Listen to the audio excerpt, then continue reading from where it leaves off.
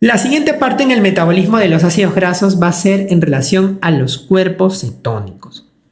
Entonces, ¿qué son los compuestos los cuerpos cetónicos, ¿no? Los cuerpos cetónicos van a ser compuestos que van a estar en relación con el metabolismo lipídico, que se van a formar básicamente en la mitocondria. En la mitocondria es donde se van a generar los cuerpos cetónicos. Pero no todos los órganos van a generar cuerpos cetónicos. Específicamente, el órgano que va a generar cuerpos cetónicos va a ser el hígado. En la mitocondria de los hepatocitos, ahí se va a producir la generación de los cuerpos cetónicos, ¿no? Entonces, ¿qué es lo que sucede? La generación o los cuerpos cetónicos básicamente van a ser una consecuencia, ¿no? Va a ser una consecuencia del incremento marcado, incremento de la degradación de los ácidos grasos.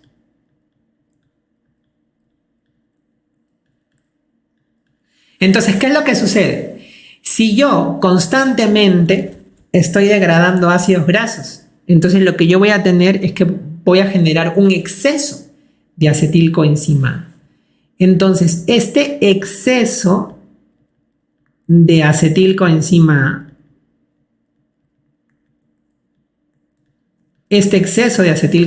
A, muchas veces no va a poder entrar de manera normal al ciclo de Krebs, ¿no? Y este exceso de acetilcoenzima A va a ser utilizado para poder formar los cuerpos cetónicos. En condiciones normales, ya en condiciones normales, fisiológicas, yo voy a tener que, por ejemplo, los cuerpos cetónicos se pueden sintetizar en situaciones de ayuno prolongado. Claro, porque yo les había dicho a ustedes que la beta-oxidación de los ácidos grasos, la degradación de los ácidos grasos es en ayuno prolongado. Entonces, en las situaciones de ayuno prolongado, donde va a haber una degradación incrementada de los ácidos grasos y un exceso de acetilcoenzima A partir de estos ácidos grasos, entonces yo voy a poder formar cuerpos cetónicos. Entonces, en un ayuno prolongado, de forma fisiológica, puede haber generación de cuerpos cetónicos. Pero en condiciones patológicas, también voy a poder encontrar la generación de estos cuerpos cetónicos, en condiciones patológicas, ¿no? Como por ejemplo en la diabetes mellitus, en una complicación que se conoce como cetoacidosis,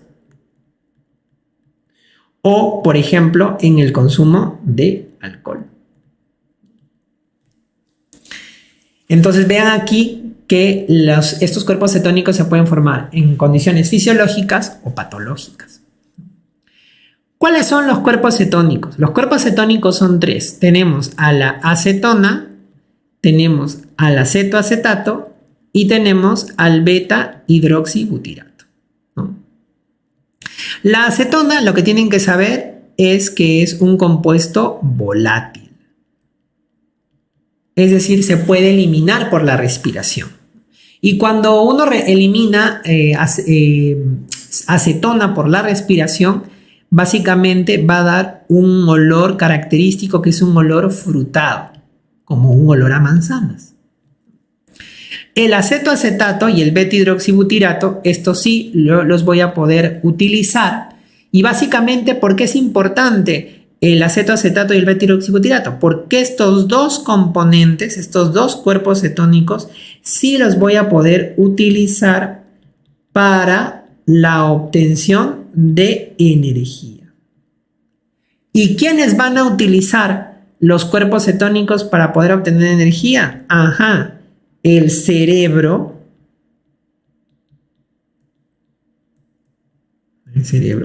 y el músculo, preferentemente el cerebro y el músculo. Y aquí es importante determinar hacer un comentario acerca del cerebro, ¿no? El cerebro, el tejido, el sistema nervioso central es muy exquisito con su fuente de energía. Él solamente quiere glucosa. El cerebro no tiene la maquinaria para poder hacer beta-oxidación de ácidos grasos. Entonces, ¿qué es lo que sucede con el cerebro? El cerebro dice, a mí me das glucosa y si no hay glucosa yo te puedo aceptar los cuerpos cetónicos. Entonces, aquí entra taller importantísimo porque en las situaciones de ayuno prolongado en donde yo ya no puedo tener más glucosa, entonces el cerebro lo que hace es utilizar estos cuerpos cetónicos que se van a fabricar. Entonces yo voy a tener en el metabolismo de los cuerpos cetónicos dos situaciones. Voy a tener la cetogénesis y la cetolisis, que es lo que vamos a ver a continuación. Como su nombre lo dice, génesis sería formación y lisis sería degradación para poder obtener energía a partir de él. ¿Cómo están relacionados estos procesos entonces? Por este lado de aquí, yo voy a tener a la cetogénesis. ¿Qué cosa es la cetogénesis? La cetogénesis es la formación o la síntesis de cuerpos cetónicos.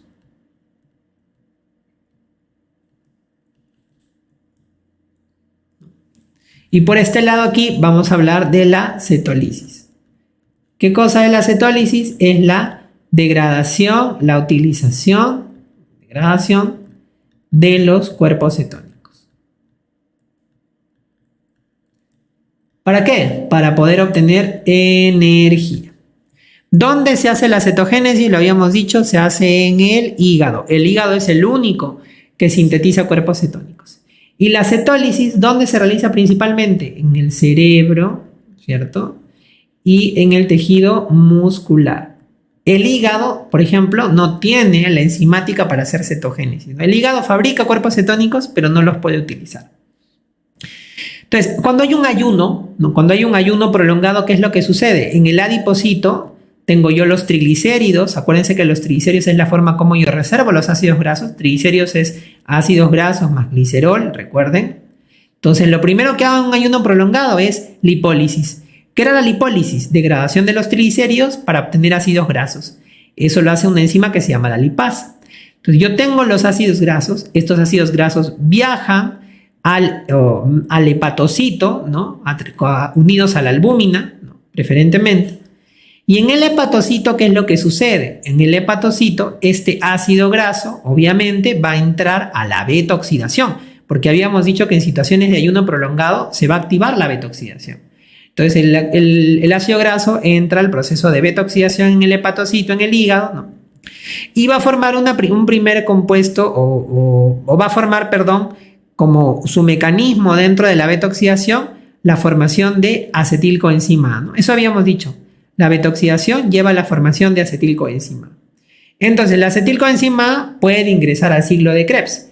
¿Pero qué sucede en estos casos? En estos casos, el exceso de acetilcoenzima A, ¿qué cosa es lo que hace? El exceso de acetilcoenzima A va a hacer que esta acetilcoenzima A se desvíe a la formación de ácidos, de cuerpos cetónicos, perdón. Entonces, la acetilcoenzima A en una primera reacción se convierte en acetoacético coenzima A, luego se transforma en hidroximetilglutarilcoenzima A, y esta hidroxiglutaril-metilcoenzima A, ¿no?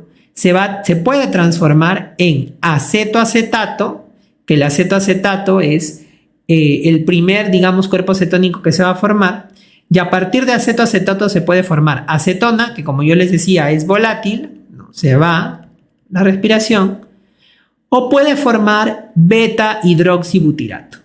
El acetoacetato y el beta-hidroxibutirato van a ser las principales fuentes de energía.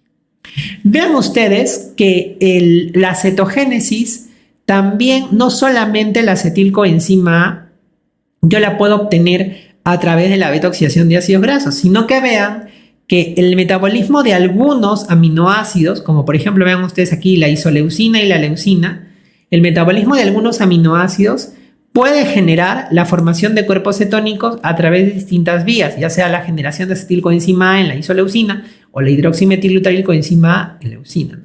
¿Recuerdan ustedes que esa degradación de los aminoácidos, ¿no?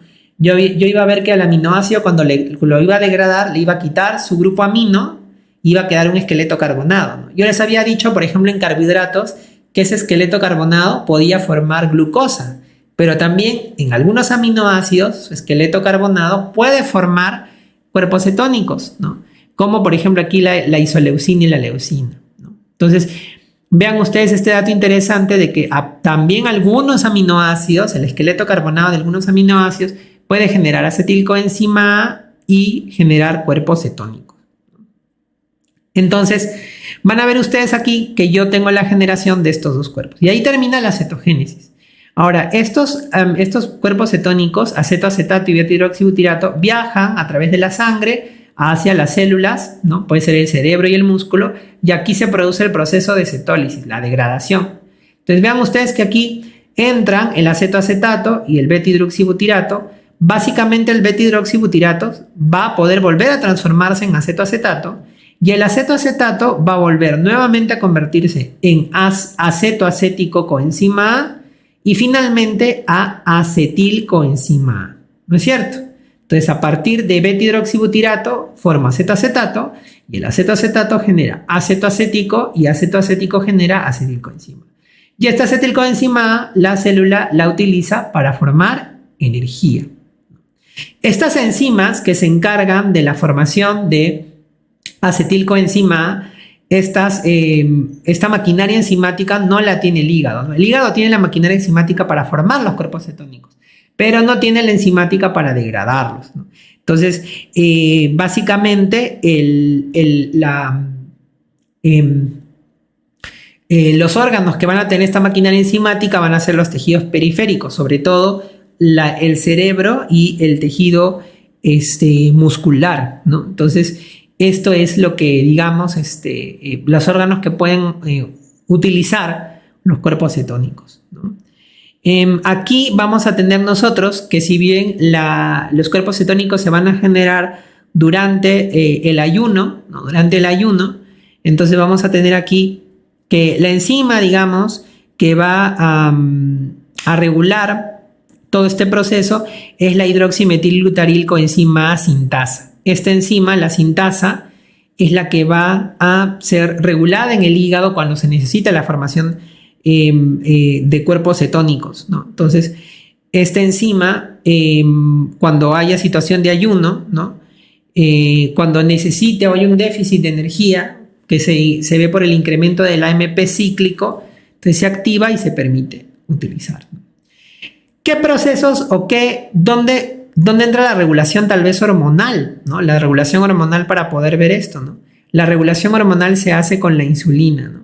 ¿Qué es lo que sucede con la insulina? La insulina, básicamente, lo que va a permitir es bloquear la degradación de los ácidos grasos, ¿no? La insulina lo que hace, por ejemplo, es inhibe básicamente la lipólisis, ¿no? Y la insulina también lo que hace es inhibe la cetogénesis, ¿no? La insulina es una hormona que no permite que se degraden los triglicéridos y que tampoco se degraden los ácidos grasos para poder formar cuerpos cetónicos. Es importantísimo esto, ¿no? Y esto es el fundamento teórico de por qué la diabetes es una condición patológica en la cual puede haber formación de cuerpos cetónicos. Los pacientes diabéticos, algunos de ellos, ¿no?, tienen un déficit en la síntesis de insulina. Entonces, si no hay insulina, ¿qué es lo que sucede? No hay insulina, no se inhibe la lipólisis, no se inhibe la cetogénesis. Entonces, estos pacientes con diabetes que no tienen producción de insulina, su páncreas no produce insulina, empiezan a degradar los triglicéridos. Los ácidos grasos se utilizan en la beta-oxidación, se forma un exceso de acetilcoenzima A y la acetilcoenzima A es estimulada por la insulina para la formación de cuerpos cetónicos, para que el cerebro utilice estos cuerpos cetónicos, el músculo utilice estos cuerpos cetónicos, ¿no? Entonces, ¿qué es lo que empieza? Empieza a haber una abundancia de cuerpos cetónicos, hay un exceso de cuerpos cetónicos y eso va a generar cambios porque es una formación de cuerpos cetónicos de manera patológica que van a llevar a que se produzca una complicación de la diabetes que se conoce como cetoacidosis, ¿no?, en la cual el paciente tiene una fabricación exagerada de cuerpos cetónicos que alteran el pH y producen una acidosis metabólica. Eso se conoce como cetoacidosis.